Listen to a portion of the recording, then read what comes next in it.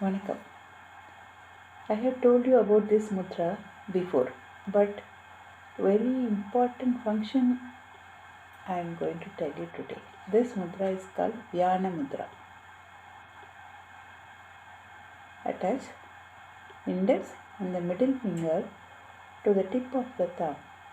Just make a circle like this, okay? And the remaining two fingers, that is the ring and the little finger, are extended. And you keep it for some time. After some time, you will find some sensation in these tips. This mudra helps the lungs and all those allergies which are caused to the lungs are also overcome by doing this Vyana Mudra. It also heals large intestine, or it activates the large intestine.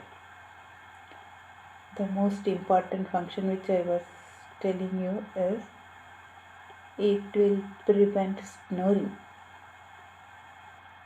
Vyana Mudra helps stopping the snoring. What an important function it has, but you have to do minimum 20 minutes at a time. Do this mudra and not only will strengthen your lungs and then prevent allergies taking over your body's immune system. It helps in large intestine, plus it helps in eliminating snoring. Bye. See you another day with a different mudra.